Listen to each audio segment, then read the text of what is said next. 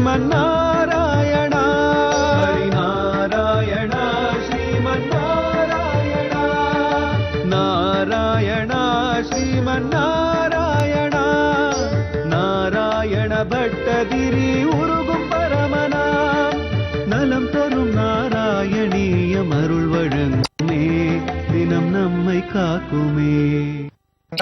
சாத்கணபீருகை முனில்த்ரைகி தன்மாத்ராசிர பரிரக்ஷிதே ததங்கே தெக்தாகே பரிமதிதா ததோருதண்டாத் தோர்தண்டே பரிமதிதே த்வமாவிராசீகி.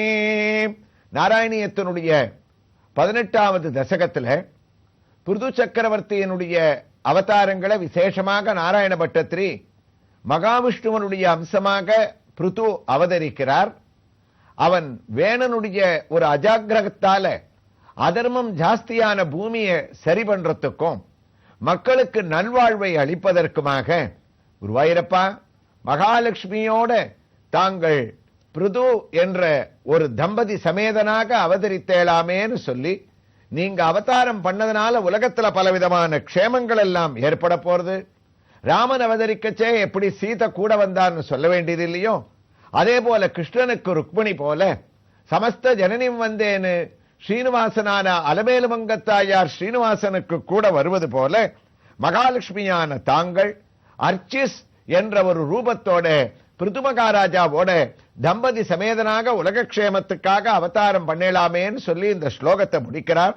அதனுடைய தமிழ் பாசுரத்தை நம்ம பார்த்தோம்னா, அன்னவன் இறந்த பின் அவனுடைய அன்னை அவனுடைய உடல் தன்னை காத்து பன்னெருங்காலம் வைத்திருந்திட்ட பாவியில் உடலிடை தொடையை நன்னிலை சேர்ந்த முனிவர்கள் கடைய பாவமும் பரந்திட அங்கே மன்னிய தண்டம் என தரு கையை கடைந்திட அவ்விடை பிருதுவாய் உதித்தீர்த்தாமே.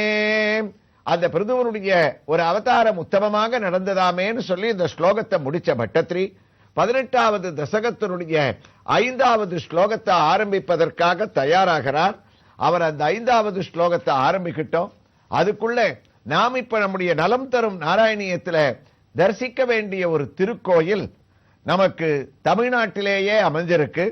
காஞ்சிபுரம் மாவட்டத்திலிருந்து காரை என்ற கிராமத்திற்கு அருகில், அதாவது காஞ்சிபுரத்திலிருந்து சுமார் 8 கிலோமீட்டர் தூரத்தில் காரைக்கு அருகில் அமைந்திருக்கக்கூடிய சிறிய கிராமம் சீயட்டி என்னும் ஒரு கிராமம்.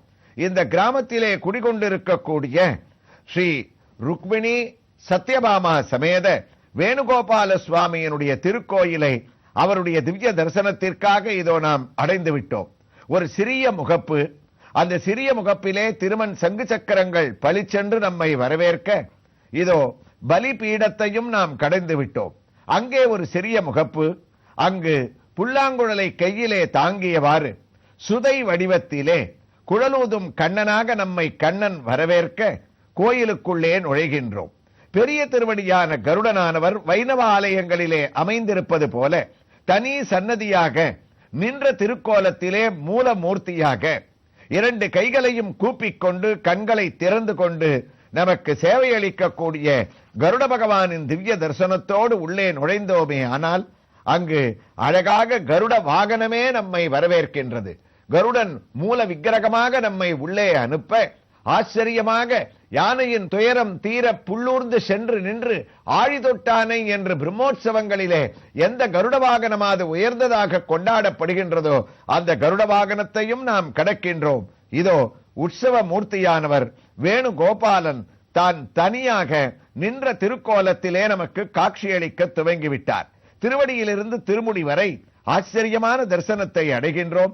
உயர்ந்த கிரீடத்தை தான் தரித்துக் கொண்டு கையிலே புல்லாங்குழலை லாவகமாக தாங்கிக் கொண்டிருக்கக்கூடிய சுவாமிக்கு சதுர்புஜங்கள் இங்கே அமைந்திருப்பதால் மற்ற 2 திருக்கரங்கள் சங்கு சக்கரத்தோடு நமக்கு காட்சியை அளிக்கின்றன.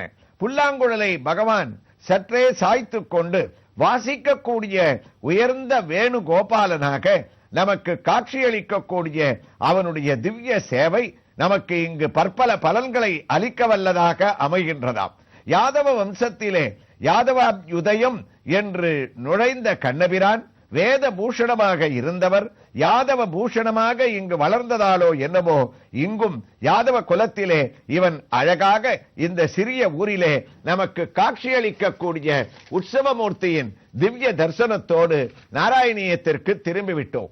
நாராயண பட்டத்திரியும் 18வது தசகத்தினுடைய 5வது ஸ்லோகம், அதாவது பிருது மகாவிஷ்ணுவே பிருதுவாக அவதரித்தவர், அவருடைய நிலை என்ன, அவதரித்த சுவாமி எவ்வாறு பூமியை நிமிர்த்தினார், எவ்வாறு மக்களை காப்பாற்றினார் என்ற சரித்திரத்தை தொடர்வதற்கு துவங்கிவிட்டார். குருவாயூரப்பா விக்யாதக பிருத்ரிதி தாபசோபதிஷ்டைகி சூதாத்யைகி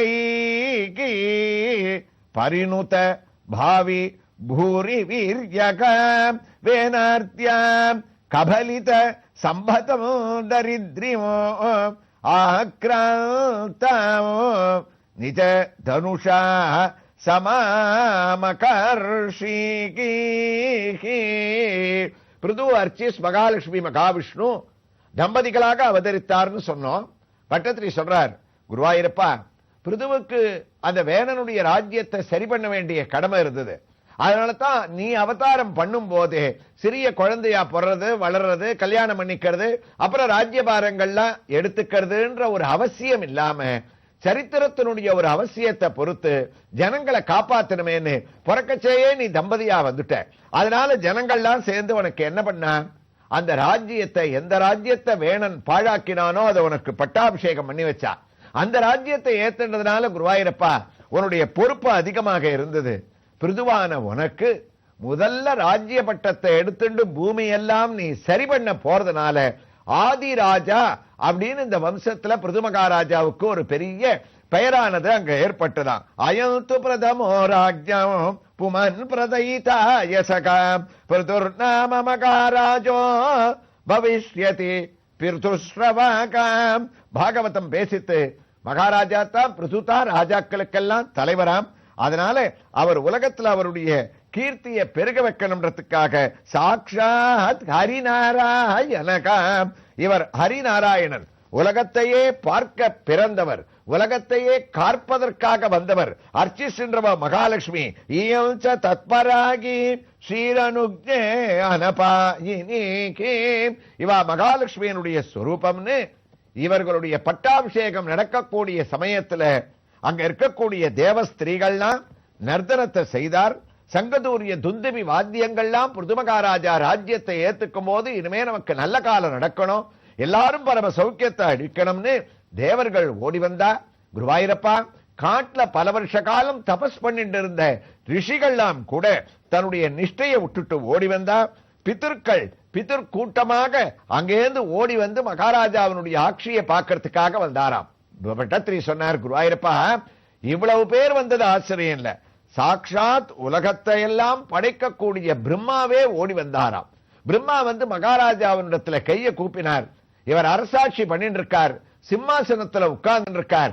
அப்ப அவருடைய பாதத்தினுடைய தரிசனம் கீழே இருக்கிறவாளுக்கு நன்னா கிடைக்கிறதாம். அந்த பாதத்துல சங்கரேகை சக்கரரேகை யாருக்கு, பிருது மகாராஜாவுக்கு ஒரு காலில் சங்கு ஒரு காலில் சக்கரம், அங்கு இரு காலம் கொண்டு எழுதினார் போல் இலச்சினை பட நடந்துன்னு ஆழ்வார் மகாவிஷ்ணுவை வர்ணிப்பார். அதே பாவத்தில் இவருக்கு இருக்கக்கூடிய இந்த ரேகைகள் எல்லாம் நாம் கூட இப்ப பல திருக்கோயில்கள்ல உற்சவமூர்த்தியாக மூலமூர்த்தியாக நலம் தரும் நாராயணியத்துல பகவான தரிசனம் பண்ணக்கூடிய பல இடங்கள்ல அவருடைய அபயகஸ்தமோ வரதகஸ்தமோ அங்க இயற்கையாகவே அந்த ரேகைகள் எல்லாம் சங்கு சக்கராதிகளோடு அதிகமாக பதிஞ்சிருக்கக்கூடிய காட்சியை நம்ம தரிசனம் பண்ணுவோம். அதே ஒரு பாவத்துல பிரம்மா இங்க பார்க்கச்சே பாகவதம் சொல்லித்து வைன்யஸ்த தட்சிணே கஸ்தே திருஷ்டுவா சில்கம் கதா பிரதகம் பாதயோ அரவிந்தம் சே தம் வைமேனே ஹரே கலாம். சங்கு சக்கர ரேகைகளோடு இருக்கக்கூடியவன் சாமான்யமானவன் இல்ல. பின்னாடி ஒரு காலத்துல சனகாதி மகரிஷிகள்லாம் இந்த ஊருக்கு வரப்போறா, அவளுடைய பாதம் இங்க பட போறது. இந்த பிருது மகாராஜாவுக்கு ஒரு ஆத்ம ஞானத்தை உபதேசம் பண்ண போறா அப்படின்னு இவனுக்கு சகலவிதமான ஆசீர்வாதத்தையும் பண்ணிட்டு கிளம்பினாராம். ராஜாவோட சுபிக்ஷமான ஒரு ஆட்சியானது ஆரம்பிச்சது. எப்படி இருந்தார் பட்டத்திரி, இவன் யாகத்தை எல்லாம் நிறுத்தினான். வேணன் யாகம் பண்ணக்கூடாதுன்னு சொன்னான். வந்த உடனேயே பட்டாபிஷேகம் பண்ணிட்டு பல யாகங்களை தொடர சொன்னார். வேத வித்துக்களிடத்தில் அன்பு செலுத்தினார். வேத பாடசாலைகளை நிறுவினார். சத்தியசந்தராகத்தான் வாழ்ந்து பிராணிகளிடத்தில் கூட குருவாயூரப்பா அன்பு செலுத்தக்கூடிய அளவுக்கு பிருது மகாராஜாவானவர் விக்யாத பிருதுரிதி தாபசோபதிஷ்டைகி சூதாத்யைகி பரிணுத பாவி பூரி வீர்யகாக அவர் சகலவிதமான நன்மைகளை பண்ண ஆரம்பிச்சார். இருந்தாலும் அவருக்கு முழுக்க இந்த பூமியை சரி பண்ண முடியல. இவருடைய முன்னாள் அரசனாக இருந்த வேணன் பண்ண ஒரு பெரிய பாபம். அவன் தான் மனிதர்களை கூட வேட்டையாடி கடுமையான ஒரு தொழிலை பண்ணானே. அதனால அவன் பண்ண பாபம் என்னாச்சா, பூமாதேவியே நில கொலைஞ்சு அமுங்கி இருந்தா. பூமி ஸ்திரமா இல்ல, மேடும் பள்ளமுமாக இருந்தது. உலகத்துல மக்களுக்கு உண்டான தானியங்கள் கிடைக்கல, பயிர் பச்சைகள் இல்ல, பசுமாடுகள் இல்ல, பால் கறந்தாத்தான மற்ற இடங்கள்லாம் சுபிக்ஷமாக இருக்கும். அப்படி இவன் பண்ண அக்கிரமத்தினால பூமாதேவி வேணார்த்தியா கபலித சம்பதமும் தரித்திரமும் எல்லாம் ஒரு வஸ்து கிடைக்கல. ராஜாவா இருந்து என்ன பிரயோஜனம்? வேணனுடைய அட்டகாசத்தால பூமாதேவி எல்லாத்தையும் உள்ள இழுத்துட்டாளாம். அப்ப மக்கள் எல்லாரும் வந்து சரணாகதி பண்ணா, பிருதுமகா சக்கரவர்த்தியே பிரபோ, நீங்க ராஜ்யத்தை எடுத்துட்டாச்சு, எங்களுக்கு நல்லது நடக்கணும், தானியங்கள் விளையணும், மழை பெய்யணும், பசுமாடுகள் உற்பத்தி ஆகணும், எல்லாம் அந்த இயக்கம் ஆரம்பிச்சா தானே நாங்க சௌக்கியமா இருக்க முடியும். ஒரு சுகமும் இல்லையே.